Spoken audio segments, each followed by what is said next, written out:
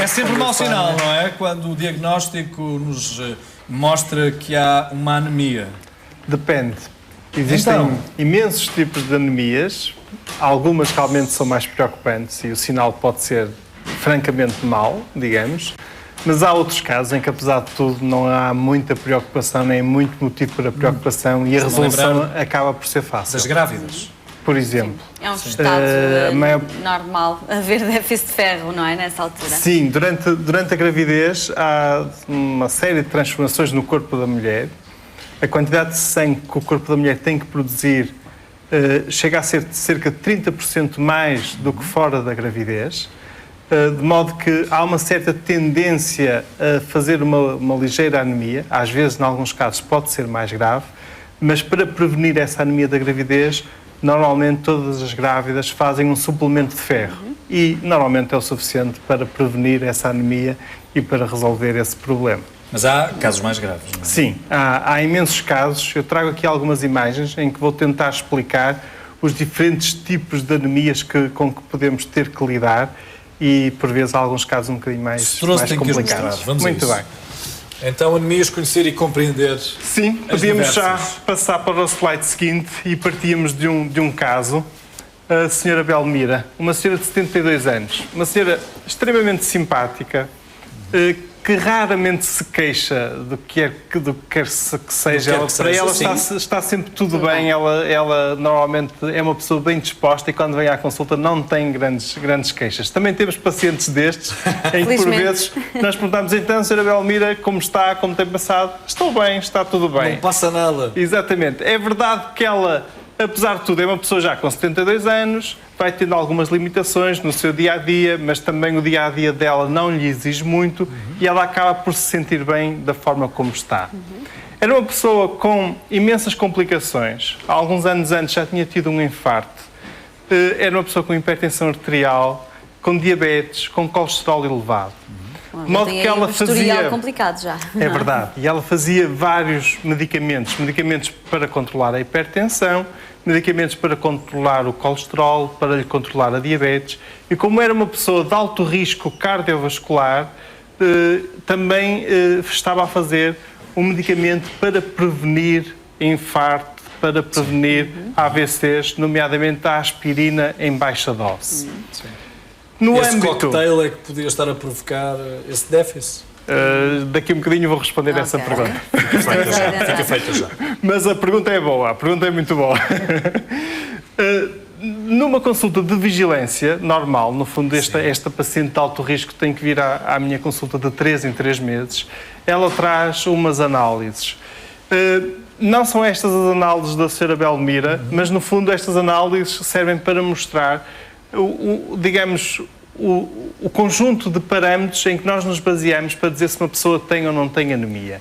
Isto tudo que estamos a ver faz parte daquilo que nós chamamos um hemograma. E, no fundo, o hemograma é um conjunto de parâmetros que nos mostra várias características do nosso sangue. Destes parâmetros, aquele que define se a pessoa tem ou não tem anemia é a hemoglobina. Hemoglobina. Estará num valor normal neste caso. Neste caso está aqui dentro do valor normal. Mas quase a roçar o máximo, não é? Sim, mas não há qualquer problema em relação a isso. Agora, a dona Belmira tinha este valor de 9. Ora, indiquemos então para quem nos vê que o mínimo seria 11,7 e o máximo 16. E a dona Belmira tinha 9. E sentia-se bem, e ela dizia que estava bem. É óbvio que perante este valor ela tinha critério de anemia. Depois estes parâmetros todos que vêm aqui são outras características, nomeadamente estas aqui, os leucócitos, são vários tipos de leucócitos, são chamados glóbulos brancos, são as nossas células de defesa. As plaquetas são outras células que existem no nosso sangue e que são responsáveis pela coagulação quando nos magoamos e é necessário haver um processo de cicatrização. As plaquetas têm um papel importante. Então, a dona Belmira, perante este resultado, eu perguntei-lhe, não sente cansaço, não sente, digamos, fadiga, no seu dia-a-dia não nota nenhuma diferença? E ela continuava a dizer que não. Ou melhor, ela disse-me assim, sinto às vezes algum cansaço, mas já o sinto há muito tempo. E eu então tinha umas análises anteriores, do ano anterior, em que este valor estava normal. E perguntei-lhe, comparando com cerca de há um ano atrás, nota alguma diferença nesse cansaço? E ela mesmo assim disse-me que não notava qualquer diferença. No fundo, por vezes, a anemia pode ser assintomática, porque se ela se for instalando lentamente, de uma forma muito insidiosa, a pessoa pode realmente não sentir qualquer sintoma. Lá para casa assintomática que não provoca qualquer espécie de reação, de queixa. Que não altera o nosso comportamento, não provoca queixas. Exatamente, a pessoa não tem qualquer queixa, não nota nada Até pode associar esse cansaço a outra coisa qualquer. Nesse caso, exemplo, a idade ou um esforço físico. Era esse o caso da Dona Belmira. Portanto, insuspeito. Noutros casos, realmente a pessoa pode ter algumas queixas, alguns sintomas, e então, por exemplo, pode começar a andar pálida, pode notar realmente algum cansaço no seu dia-a-dia, naquelas atividades que eram normais, subir escadas, de repente começa-se a notar que cansa mais ao subir esse lance de escadas. Pode, por vezes, sentir palpitações, o coração começa a bater de uma forma mais rápida, por vezes até dor de cabeça e às vezes até tonturas. Às vezes por um quadro de tonturas, quando nós vamos avaliar o doente, por trás às vezes pode realmente estar um quadro de anemia. Ora bom, tudo isto hoje o tema tem a ver com o nosso sangue e é necessário compreendermos então onde é que o nosso sangue é produzido. É produzido aqui, no interior dos nossos ossos, na nossa medula óssea. E é aqui, na medula óssea, que são produzidos vários tipos de células. Glóbulos vermelhos, os glóbulos brancos, as tais que fazem parte das nossas defesas e as plaquetas. O tema anemia tem a ver exclusivamente com os glóbulos vermelhos. Podemos passar já ao slide seguinte. O glóbulo vermelho, os glóbulos vermelhos, no fundo o que fazem é transportar o oxigênio do pulmão para o resto do nosso corpo. Para todas as componentes, todas as células do nosso corpo precisam de oxigênio para funcionar. E esse é o papel, é essa a função dos glóbulos vermelhos. Para isso, os glóbulos vermelhos precisam então de uma proteína que se chama hemoglobina, a tal, e a hemoglobina, para ser construída, precisa de ferro. E só assim é que consegue transportar o oxigênio. Então, se houver um déficit de ferro, logo há menos produção de hemoglobina. Por exemplo, uma pessoa que tenha um déficit de ferro na sua alimentação pode conduzir a uma menor presença de hemoglobina, conduz a uma anemia. Claro. Então, produção na medula óssea, depois lançamento na corrente sanguínea e transporte para todo o corpo humano. Qualquer problema nesta cadeia pode originar uma anemia. Então podemos, por exemplo, ter uma anemia por déficit de produção. Se não existir o ferro, pode realmente conduzir a uma anemia. Outros problemas da medula óssea que possam, digamos, interromper a produção e aí também podemos ter uma anemia. Ou então podemos ter, por exemplo, uma perda de sangue no nosso organismo. Sim. Por exemplo, nas senhoras, às vezes, uma causa frequente de anemia é uma sucessão de menstruações mais abundantes e mais prolongadas do que o habitual durante vários meses seguidos. Sim. Por exemplo, devido à existência de miomas no útero, é uma causa frequente, pode provocar então uma anemia, uma perda excessiva de sangue. Outra fonte frequente de perdas de sangue é o aparelho digestivo. Se nós tivermos uma lesão, uma ferida no aparelho digestivo, realmente pode ir sangrando, muitas vezes até lentamente, e esse sangramento até pode, digamos, não ser apercebido pela pessoa. Por exemplo, uma úlcera no estômago, que vá babando pequenas quantidades de sangue, que depois é digerido e sai misturado nas fezes, a pessoa não se apercebe, pode lentamente conduzir a uma anemia. Era este o problema da Sra. Belmira. Claro. A Sra. Belmira, depois daquelas análises, eu pedi-lhe um doseamento dos valores de ferro e verifiquei que realmente as reservas de ferro estavam muito baixas. Mas era preciso também descobrir de onde é que vinha. Não é? E pedi-lhe uma endoscopia. Ao fazer a endoscopia, confirmou-se, digamos, a minha suspeita, como ela tomava a aspirina, mesmo em baixa dose, para prevenir os infartos e os AVCs. Na verdade, essa aspirina em baixa dose, efetuada prolongadamente, tem alguns riscos. e em alguns pacientes, por vezes, pode ocorrer isto. Pode aparecer realmente uma lesão no estômago, uma úlcera, não era nada de mal, não era nada de preocupante, mas que lhe provocou este quadro de anemia. Depois, no tratamento, lembro-me para voltar a falar da cerebelmira. Podemos passar ainda ao slide anterior. Ora bom, então de causas já vimos aqui várias. Realmente a falta de ferro na alimentação. Também já tínhamos falado. Felizmente hoje em dia é raro encontrarmos isto. Normalmente a maior parte das anemias com que lidamos no dia a dia é por perdas, por aquele tipo de perdas ou menstruais na mulher ou realmente no aparelho digestivo, são as mais frequentes. Depois, também a situação da gravidez, por vezes certas doenças crónicas, por exemplo, a insuficiência renal crónica, pode conduzir também a um quadro de anemia. Ainda existem outras situações mais raras, por exemplo, situações em que os glóbulos vermelhos são destruídos mais rapidamente. É aquilo que nós chamamos de anemia hemolítica. Curiosamente, agora associada a este caso da bactéria que apareceu na Alemanha, da E. coli. Em certos casos, em cerca de 30% das pessoas que têm sido afetadas com essa nova estirpe da bactéria, desenvolvem depois um síndrome hemolítico urémico. Esse síndrome hemolítico, nesse caso, ocorre este tipo de anemia. Uma anemia em que há uma destruição acelerada dos glóbulos vermelhos. E aí é um caso um bocadinho mais complicado.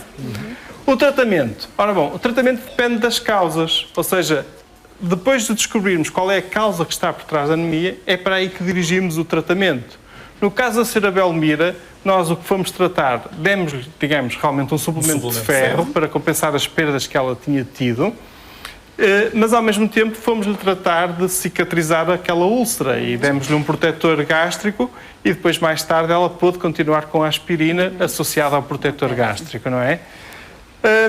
Se existir então uma hemorragia deve ser tratada. Por vezes, se existir em certas circunstâncias de anemias em que existem carências, por exemplo, de ácido fólico, vitamina B12, ferro, então aí devemos suplementar e administrar esses Mas a ingestão de alimentos certos leva a que essas quantidades não fiquem em déficit? Da vitamina, do ácido?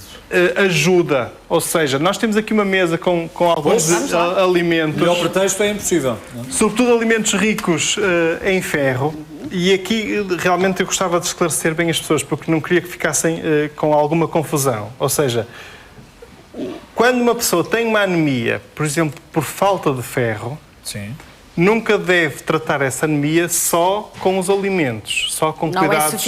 Não é suficiente. É necessário suplemento. É necessário a pessoa tomar ferro em comprimidos ou em ampolas bebíveis, de uma maneira ou outra, mas realmente fazer esse tratamento.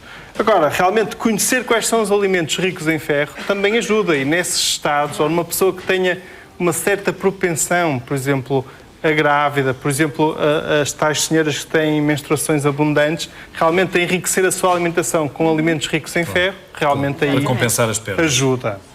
É óbvio que alguns dos alimentos dos que estão aqui na mesa podem ser ingeridos em maiores quantidades. É o caso, por exemplo, dos espinafres e da couve verde. Realmente são legumes. Realmente é importante que tenham, que ocupem uma proporção importante da nossa alimentação. Agora, temos aqui o caso da carne. A carne é rica em ferro, mas não se pretende que a pessoa coma muita carne. É manter as porções adequadas. Temos aqui uma carne branca. Sim, também não foi ao acaso, certamente, mas qualquer carne é rica em ferro? Sim, qualquer carne é rica em ferro, mesmo, digamos, a carne de vaca, a carne de porco, são ricas em ferro, mas realmente é mais saudável que se coma, por exemplo, a carne branca, neste caso um bife de peru. Pão integral? Pão integral, por vezes até existe pão enriquecido com ferro. Se lermos nos rótulos vamos verificar que ele é enriquecido com ferro. Realmente também é uma fonte de ferro, mas aqui as quantidades já devem ser mais moderadas. Frutos secos também, mesmo uvas passas, ameixas passas também. Nozes e amêndoas. Exatamente. Depois temos aqui leguminosas, ervilhas, feijão, são uma importante fonte de ferro também. E temos aqui as laranjas. As laranjas não estão aqui por serem uma fonte de ferro, não são. Vitamina C. Mas são uma fonte de vitamina C. E a vitamina C tem um papel importante no sentido de aumentar a absorção no nosso estômago do ferro. Funciona quase ali como um catalisador que aumenta essa absorção. De modo que, por vezes, às vezes, até aconselhamos a pessoa, quando toma os comprimidos de ferro, E quando as pessoas iniciam o tratamento com ferro, podem sentir alguma intolerância. Às vezes é necessário, digamos, iniciar esse tratamento de forma gradual, nomeadamente, por exemplo, uma certa tendência à obstipação. Sim. Uma coisa que as pessoas notam é que as fezes começam a ficar muito escuras. Exatamente. Isso é normal. Às vezes há pessoas que Claro. ficam assustadas, mas não há motivo para preocupação. É normal, digamos. E realmente, por vezes, damos então, por exemplo, um sumo de laranja associado ao comprimido de ferro, porque é uma forma de aumentar a absorção do ferro e realmente, ou comer a laranja Julgo ou o que por sumo. estarmos aqui a promover o consumo de vegetais, julgo que, e porque alguns dos seus doentes lhe devem ter com certeza perguntado, se o doutor continua a consumir os vegetais apesar destas notícias alarmantes de alguns povos do norte da Europa que estão a morrer por causa da bactéria E. coli. Deixou de consumir vegetais? Não, de forma alguma. Continuo a consumir vegetais.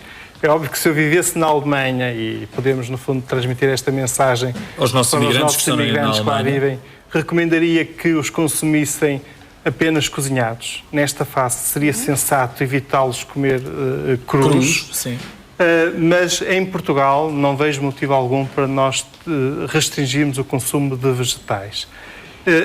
Já agora posso fazer, no fundo, tentar transmitir esta mensagem. No fundo, esta crise, convenhamos que não tem sido muito bem gerida pelas autoridades de saúde. Lançar o alerta de que um certo alimento, de que a bactéria pode estar no alimento, sem ter a certeza, sem ter a prova científica que ele a contém, Nem parece coisa de alemão, não é? completamente Nem errado. parece coisa de alemão. É completamente errado. De modo que, neste momento, nós, no fundo, ainda não sabemos qual a fonte desta nova bactéria. Todos os dias se põe um alimento de parte, porque se desconfia que é um e deixou de ser, não é? Exatamente. Os estudos Pepino, tomate, soja, Lentilhas, soja, brócolis, completamente até os brócolis errado. já No falei. fundo, essas afirmações deviam ser efetuadas apenas e só quando existisse a prova científica de que era aquela a fonte. E neste E não é momento só ainda não se mau para conseguiu os descobrir a fonte. produtores agrícolas, é mau para os consumidores porque deixam de consumir vegetais. Claro. Muito bem, O único certamente voltaremos fator a falar que se disto. descobriu, peço Sim, desculpa, sim. foi que realmente, estudando os hábitos alimentares das pessoas que tinham sido afetadas e que foram internadas por esta bactéria, chegou-se à conclusão, e comparando com pessoas da mesma idade que não tinham sido afetadas, chegou-se à conclusão que essas pessoas tinham tido na sua alimentação uma proporção maior de vegetais e legumes crus. E foi este facto que levou a apontar, digamos, todas as suspeitas para os vegetais e para os legumes. O que esperamos é que o problema se resolva rapidamente para que não continuemos a aumentar o número de mortes provocados por esta bactéria, mas se... e sem dúvida que é uma bactéria preocupante. Claro que sim, claro que sim. Se este assunto continuar nas principais linhas da atualidade, falaremos com certeza com o Dr. Carlos Martins. Muito obrigada, Dr. Carlos Martins. Muito obrigado. Vamos dar uma...